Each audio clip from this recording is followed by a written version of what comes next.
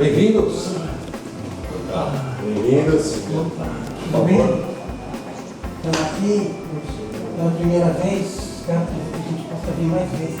Prazer em recebê-los. A primeira entrevista que eu dou para alguém de São José dos Campos que vem aqui pessoalmente. Opa, que legal! Então vai ser vamos proporcionar a gente bater um papo dentro do gabinete e o pessoal conhecer. É o primeiro podcast da SPRIO feito fora lá do estúdio. Então, vamos. Coincidência, né? Uma estreia dupla. É isso aí. Então vamos juntos, por favor. Obrigado. Bem-vindos. Já se acostumou com o ambiente? Estamos acostumando com toda a nova rotina, né? É uma rotina nova. Em primeiro lugar, morar aqui em São Paulo, né? Hoje eu fico aqui de segunda a sexta. A minha família ficou lá em São José. Pega muito trânsito para vir para cá? Não, pouco trânsito, né? A gente tem essa possibilidade de vir com tranquilidade. Eu moro pertinho, ali na região do Jardim Paulistano, venho para cá. Então pega pouco trânsito. Chega aqui, a gente encontra essa única sala preservada hoje do Palácio de Com a madeira, tudo. Original tem um relógio ali de 1780, né? Também preservado, os móveis originais. E aqui no Palácio tem um negócio interessante. Até convido vocês depois da entrevista. Tem um tour das artes, né? Um tour artístico, um museu, né? Dentro do Palácio. Das obras e você faz um tour pelas obras do Palácio. Além de conhecer, claro, o Palácio, bem bacana. Tem vários artistas. Aquele, por exemplo, é o Benedito Calixto. Ali é São Vicente. Ali tem a fontezinha de São Vicente. Esse foi um quadro que eu escolhi para estar ali, na verdade. E aonde a gente vai sentar para a entrevista? Ali.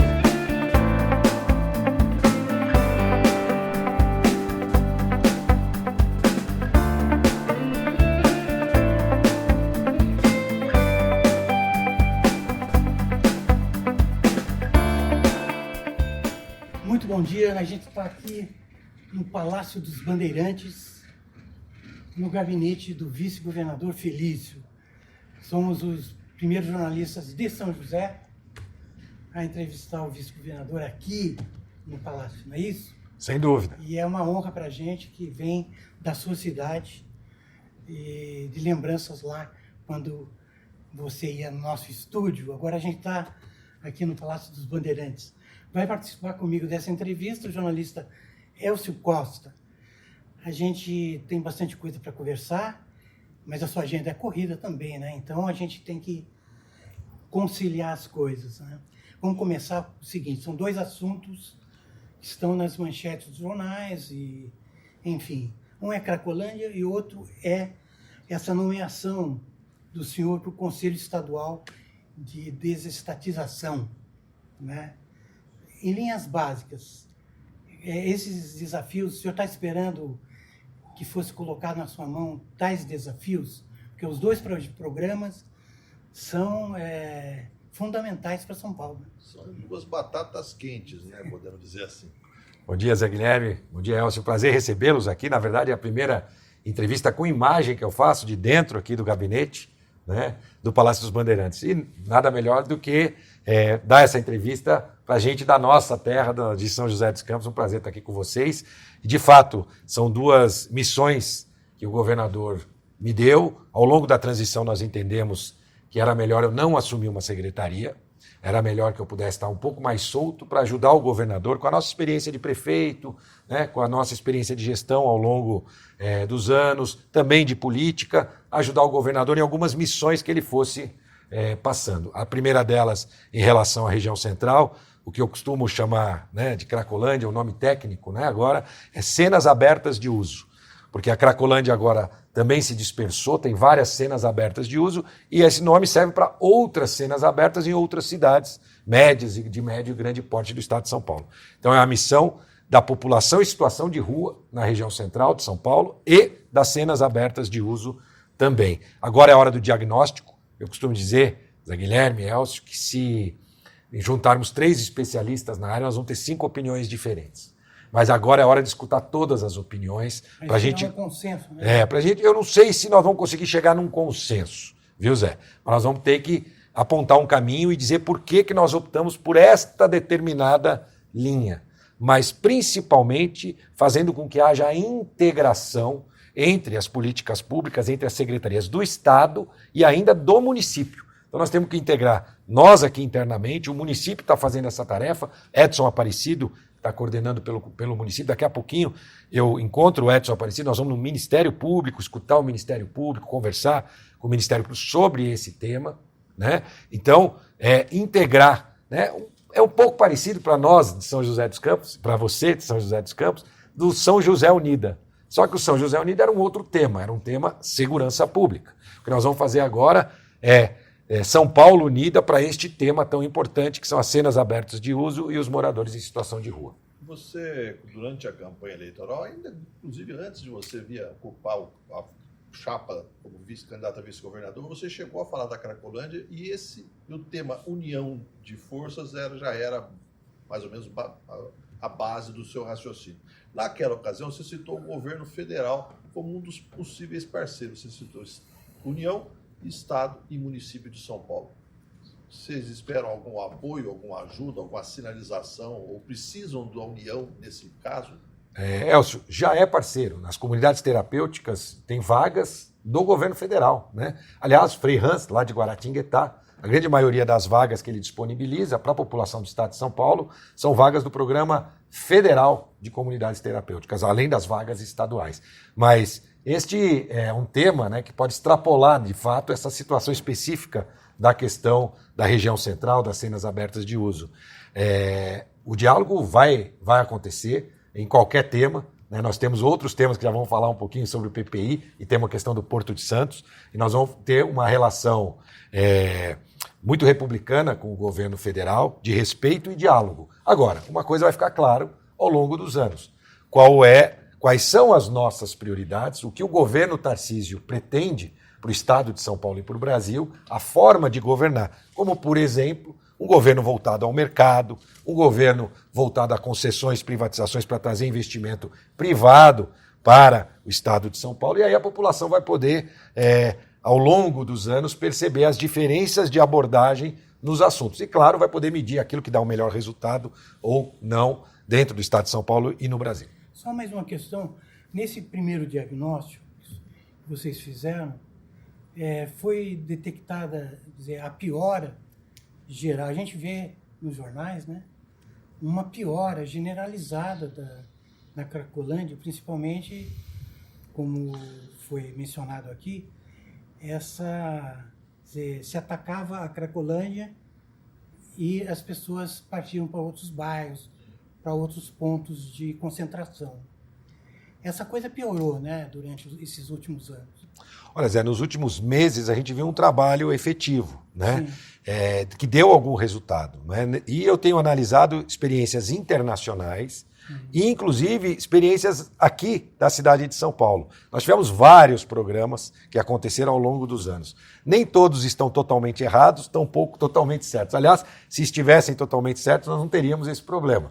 Então a gente precisa entender cada iniciativa. Por exemplo, a gente viu no governo Haddad uma iniciativa dando uma bolsa, que foi destinada, no fundo, para compra de droga. Então acabou não tendo o resultado necessário. A gente viu no governo Serra Kassab, seja como município ou depois com o Kassab à frente da prefeitura e o Serra no governo, uma tentativa de integração que acabou não acontecendo, mas houve uma diminuição. Agora, no governo do Ricardo Nunes, a gente viu uma desconexão dos serviços estaduais com os serviços da prefeitura. O Estado fazia uma ação, por exemplo, de segurança sem avisar o município e vice-versa.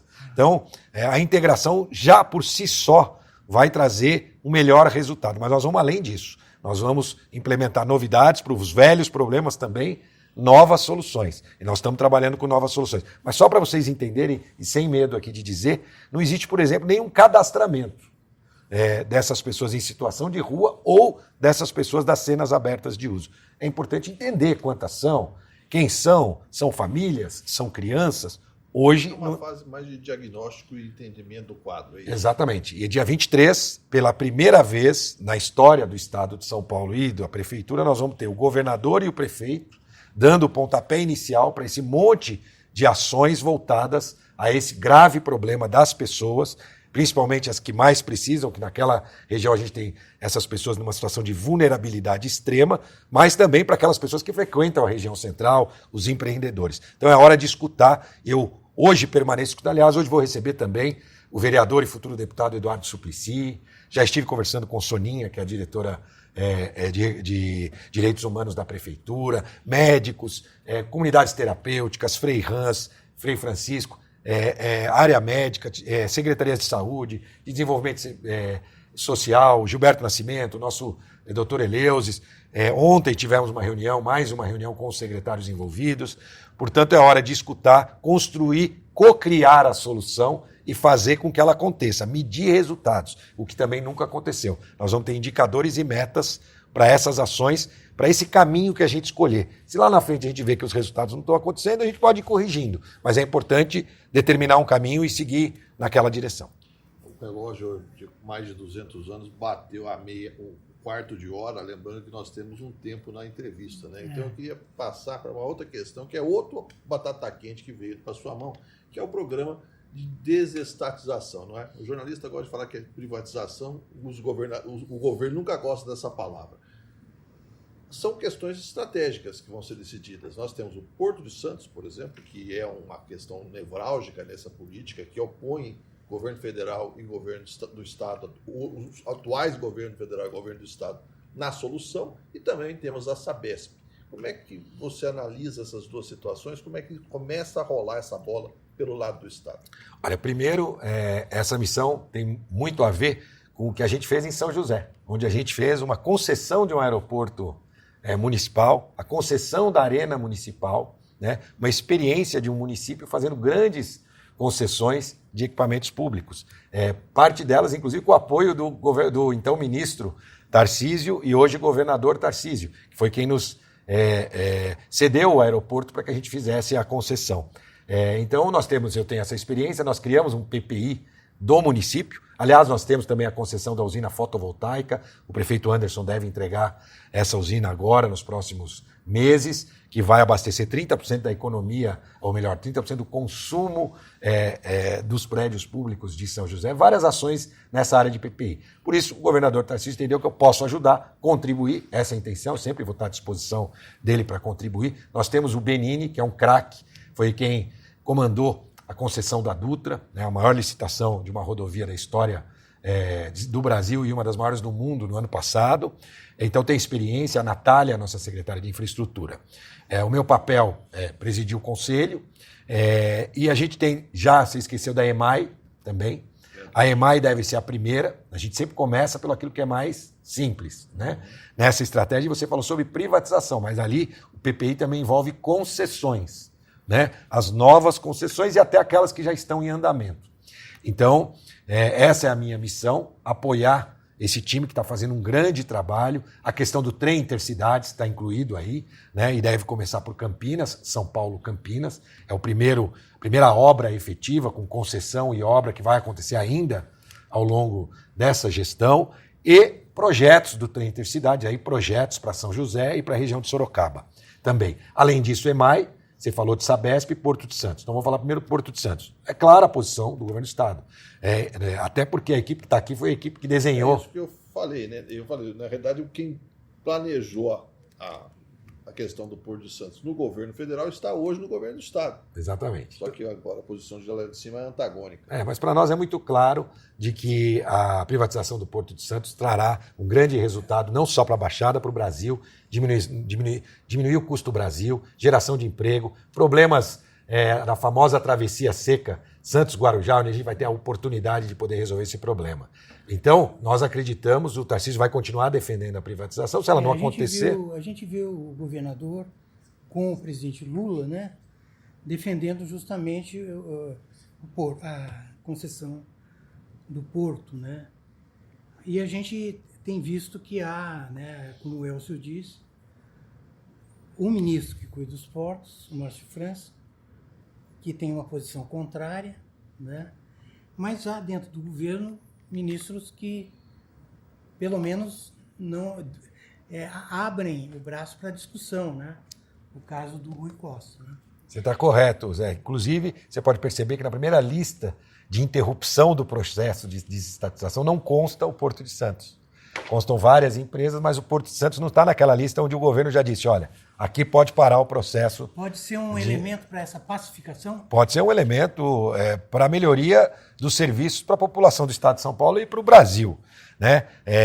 Esse é um argumento técnico que nós vamos. O Tarcísio é muito determinado nisso, porque conhece muito bem e vai mostrar para o governo federal os pontos positivos. Se não acontecer, a gente vai lamentar. Né? E vai continuar o trabalho, podemos ter até alternativa em relação à obra, né, em si, mas a gente não vai ter todos aqueles benefícios que nós entendemos que a privatização pode trazer. Em relação à Sabesp, é uma questão um pouco mais complexa, envolve municípios também, é um estudo que está sendo contratado, né, para que se veja a viabilidade de trazer a antecipação da universalização da prestação de serviços públicos e a diminuição das tarifas. Nada será feito em relação à Sabesp se o consumidor não sentir positivamente no bolso. Ao contrário, ele tem que ver que ficou mais barato a conta e o serviço está mais eficiente. Sem essas garantias, o processo não caminha. E por isso que o estudo é muito importante. A questão da Sabesp é uma questão polêmica, levanta muita discussão, precisa passar pela Assembleia Legislativa. Você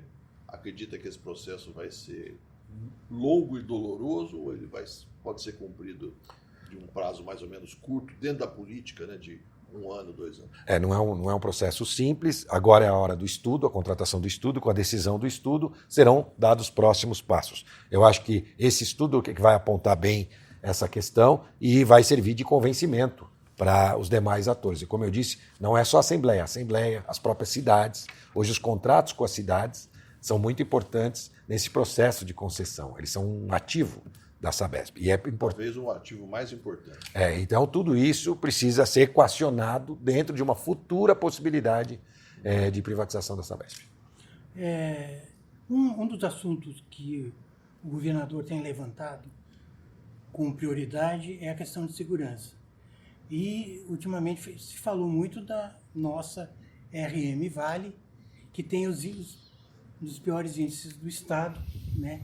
E é uma preocupação constante que o senhor sabe muito bem como é que a coisa acontece. Que contribuição o senhor pode dar nessa questão da segurança para o secretário Guilherme Derrite, né? Derrite é um craque, conhece bem o que nós fizemos em São José, entende que aquilo que foi feito em São José tem que servir de modelo. Nós estamos na região do Vale do Paraíba, a região mais violenta do estado de São Paulo. Mas São José é uma das cidades mais seguras das cidades acima de 500 mil habitantes. E por que a gente conseguiu realizar um trabalho trazendo tecnologia e inovação. O Derrite, além de tudo isso, fará a efetiva valorização desses homens e mulheres. Aliás, pela primeira vez nós temos o nosso secretário da Polícia Militar e o secretário executivo da Polícia Civil, né? O delegado Nico. Né? Então, muito interessante a gente poder ver também essa integração já na ocupação da secretaria. Então a gente está muito feliz com isso e o Derrite, como eu disse, conhece tudo, gosta do que faz, tem qualidade técnica, conhece tecnicamente e sensibilidade política. Né? Foi deputado, foi reeleito e tem sensibilidade política para saber a hora certa de tomar as decisões certas com o objetivo da gente reduzir. Só para também deixar o pessoal do Vale do Paraíba um pouco mais tranquilo, na primeira reunião do secretariado, o governador Tarcísio falou sobre a questão do Vale do Paraíba, principalmente as cidades que ficam mais próximas, né, da divisa ali do Rio de Janeiro, né? Então... Que é um corredor dos bandidos. Então nós, de fato, estamos conscientes e vamos agir nesse sentido. O Derrite tem essa missão como prioritária. Sua assessoria está divulgando hoje que o senhor vai estar em São José na próxima terça-feira, se não me engano, na condição de governador do estado, não é? O governador Tarcísio vai estar fora do Brasil, o senhor assume com a condição de governador do estado. Isso é uma coisa emblemática, tanto para o senhor como para a cidade, né? Olha, Elcio, para mim é uma honra, né? Mas eu prefiro estar lá na terça-feira como Felício, né? O que eu gosto é que quando eu saio nas ruas lá de São José, o pessoal não me chama de prefeito, espero que não me chame de vice-governador, tampouco grande, né? De governador, mas que continue me chamando de Felício. Eu vou lá como Felício, mas, claro, levando as agendas do Estado para a região, tem... Qual é o foco da visita? Nós temos a posse do nosso novo diretor da Genvale, o secretário também da nova Secretaria de Desenvolvimento Urbano e Habitação estará presente. Vamos nos reunir com os prefeitos, também captar demandas, né? Na campanha a gente já fez isso, mas é um novo momento. Já tivemos uma ação importante do governo Tarcísio na questão das balsas, vocês acompanharam, questão de natividade das terras paraibuna, correu o risco de parar, porque o governo anterior não tinha dado uma solução. Antes, inclusive, Foi antes, a Natália trabalhou até antes de assumir, conseguiu recurso, né? Nós corremos atrás para fazer essa sinergia aí e deu certo, mas era um problema eminente, que se não fosse trabalhado a gente não teria solução. Então, esse é o principal foco. Depois disso, nós também devemos fazer a entrega do próprio secretário do Cidade Legal, deve entregar títulos do Cidade Legal, também ali para algumas cidades, para que elas possam entregar para os seus habitantes as regularizações do Cidade Legal, que é um programa muito interessante do governo do estado, em parceria com os municípios, de legalização de casas e terrenos em áreas irregulares. Você falou que na terça-feira você queria ser tratado como um Felício, né? Que você, na realidade, você vai estar na cidade que você foi prefeito e está acostumado no dia a dia. Mudou muito a sua rotina como vice-governador? Quer dizer, você hoje, qualquer lugar que você vai, você tem que estar com uma escolta, vai estar com... Somente nesses tempos bicudos que nós estamos vivendo, da política meio radicalizada de lado a lado. Mas mudou muito essa questão? Estou me adaptando, não me adaptei ainda, mudou, porque eu estou afastado da família, minha esposa ficou lá, a Isadora está no 3º ano, né, do ensino médio, precisa concluir o seu estudo lá, então estou me adaptando. Mudou com certeza e a gente está aprendendo um pouco essa nova rotina, né? As coisas boas que vêm com essa missão, mas também as coisas que não são aquilo que a gente estava acostumado, né? Eu, por exemplo, gosto muito desse contato pessoal com as pessoas, você fica mais restrito nesse cargo, mas eu vou procurar trabalhar muito para que a gente possa fazer exatamente como eu fazia lá em São José. Mas a gente tem que respeitar também o trabalho de outras pessoas. Por exemplo, a minha segurança ou da minha família não sou eu mais o responsável. Quem é o responsável é o secretário da Casa Militar.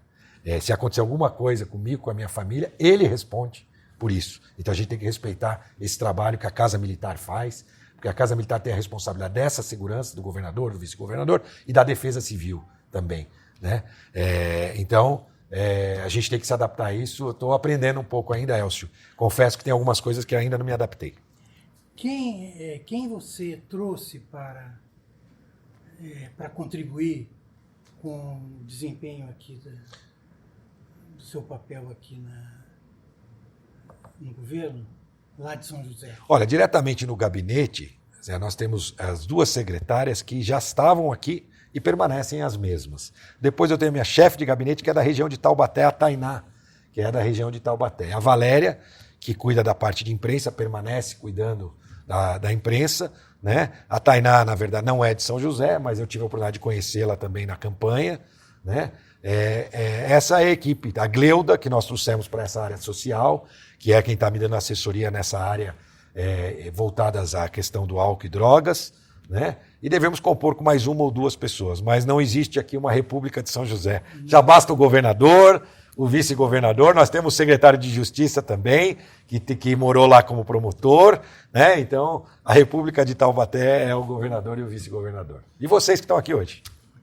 Ou melhor, a República de São José. O senhor citou o governador linkando o Tarcísio a São José. Essa questão do domicílio eleitoral dele voltou essa semana à baila, né? A coisa que nas entrevistas depois da eleição sempre falou que era uma coisa passada, tá? Mas voltou à baila até na imprensa da capital, a gente viu artigos sobre isso, por causa da questão da nomeação do concunhado do governador como assessor especial para o Palácio dos Bandeirantes. Foi nomeado, acabou desnomeado no dia seguinte. Essa questão, olha o relógio, esse relógio está acompanhando a entrevista.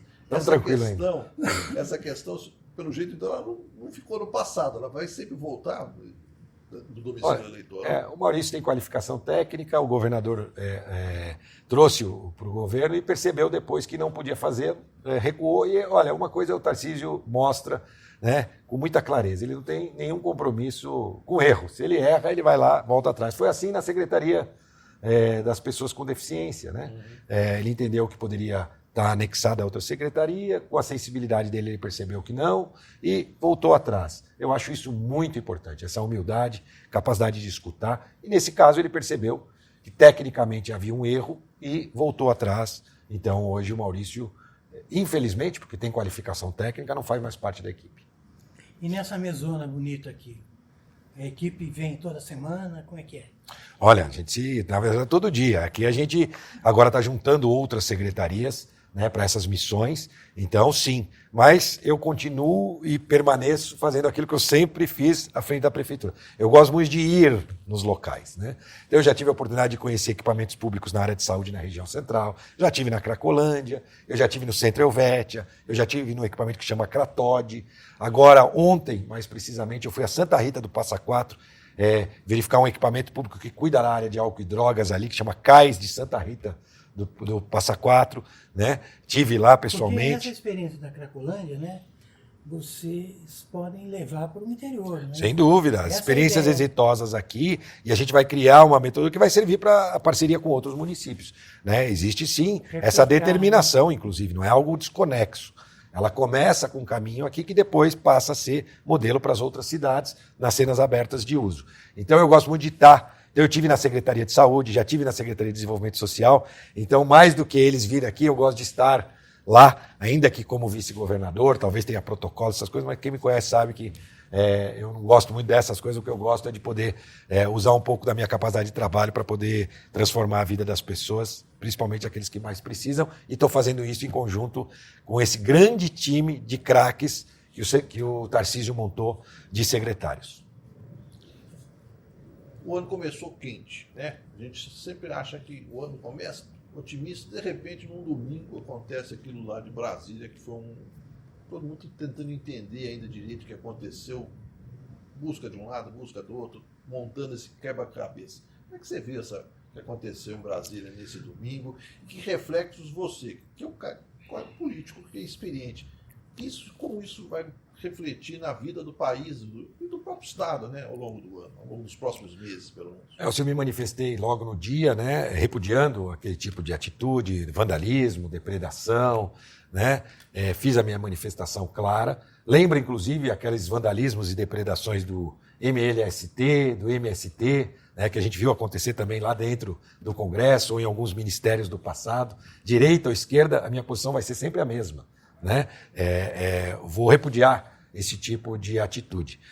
A defesa da democracia está cada vez mais em voga, em xeque. Eu espero que isso possa ser utilizado em todas as ocasiões. A gente tem, por exemplo, na região de São José dos Campos, agora uma batalha pelo banhado, né? E com algum tipo de decisão que a justiça, que agora está lá no Superior Tribunal Federal, que a justiça vai tomar. Eu espero que todos os envolvidos também respeitem a democracia e, se houver uma decisão judicial, acolham a decisão judicial com respeito ao Poder Judiciário, né, que a gente não tenha nenhum tipo de manifestação violenta em relação a isso, fechamento de ruas, porque existe ali essa situação do banhado e a gente espera que agora deve ter a fase final da decisão do Judiciário, com essa provocação que foi feita pela Prefeitura. Né? É uma batalha que começou lá atrás, mas uma guerra começou lá atrás, é uma batalha importante que você, como prefeito, que deu um encaminhamento. Então, eu quero aproveitar esse exemplo e sei que tem exemplos em várias cidades do estado de São Paulo em relação a isso. Então, eu espero que isso também esteja em voga em situações onde a esquerda esteja envolvida e que se cobre todo esse respeito e se puna, inclusive, aqueles que utilizarem mal da manifestação popular ou do direito de se manifestar. Né? Então, eu acho que tem esse lado positivo nessa situação. A gente vê que o governo hoje, que óbvio tem um viés de esquerda, agora repudia atos que, no passado, até, de uma certa forma, estimulou também. Né? Então, a gente espera que não aconteça de nenhum dos dois lados. A gente viu o governador participando da reunião de governadores, numa missão institucional, mas não deixou nem de fazer uma graça até com o governador Alckmin, né? O vice-presidente Alckmin. Quer dizer, a gente viu ali uma disposição de diálogo e do que o Lula fala de pacificação. O senhor acha possível isso? Não, da nossa parte, né, o discurso e sempre do Tarcísio é de pacificação, é de diálogo. As próprias colocações dele vão nesse sentido. É isso que a gente espera e que a gente acredita. Esse negócio do nós contra eles, né? A gente espera que não seja um governo federal assim e não será um governo estadual dessa forma, de jeito nenhum. O que nós vamos é mostrar as diferenças na hora de fazer gestão, né, em administrar, também na prática da boa política, né, e a gente espera que isso aconteça. Você vê que quando você falou que ele fez uma graça, né, o Tarcísio não fala nada daquilo que ele não acredita. E ele foi muito sincero ao falar, né, do Geraldo Alckmin, dizer que ele tem muito para aprender, né, com o governador sobre o estado de São Paulo. Geraldo Alckmin foi governador por muitos anos e com certeza tem grandes programas que ele implementou e que até hoje colhe frutos. Né? Então o governador Tarcísio tem essa humildade, é essa característica dele, por isso que a gente vai fazer um governo equilibrado, respeitoso e com uma relação republicana com os demais poderes. Você está com voltando lá no início, né? Você está com 2 batatas quentes, 2 abacaxis aqui, eu acredito que você vai conseguir descascar ou pelo menos transformar o limão azedo na limonada. Mas com experiências de São José que você citou, né? O primeiro, da questão da Cracolândia, da integração das forças de segurança que você fez.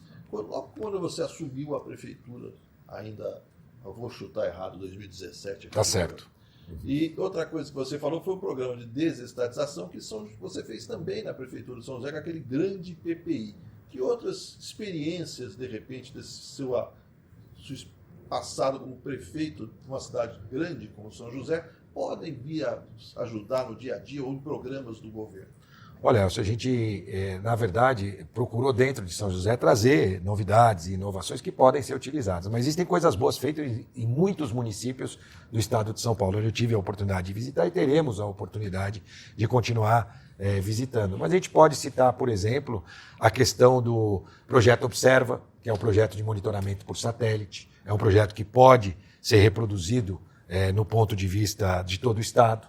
A questão da eletromobilidade, a MTU tem esse desafio da eletromobilidade. Então, são várias. Agora conversei com o nosso secretário de Agricultura, vão visitar o nosso ponto rural, que ele não chamou Poupa Tempo Rural, porque não era uma iniciativa do Estado, então eu não era dono da marca. Então nós chamamos de ponto rural, que inclusive hoje já tem, se eu não me engano, em 6 cidades que copiaram o nosso modelo com a nossa autorização. Então agora o nosso secretário de Agricultura acha que até na semana que vem deve fazer a visita para São José para conhecer as ações do ponto rural. Então, são várias ações e atitudes, né, que podem ser utilizadas, adaptadas, melhoradas, acertadas para a realidade de cada cidade ou de cada região. Mas tem muita coisa boa sendo feita pelo Estado de São Paulo por grandes prefeitos. Você tem mais uma?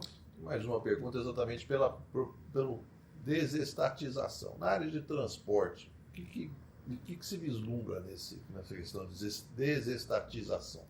Olha, existem novas concessões também possíveis da questão de metrô, né, de linhas, da própria questão do sistema de transporte metropolitanos, da MTU. Acabei de falar da questão do trem intercidades, então, que é uma concessão. Isso entra também nesse Sim, grande projeto. São privatizações e concessões. Né? Esses são, lembrando que quem cuida do projeto diretamente é o Benini, o Guilherme Benini, o Benini, o Rafael Benini e a Natália. Né? Além de outras secretarias, como a do Marcelo na habitação, porque nós temos PPPs da habitação.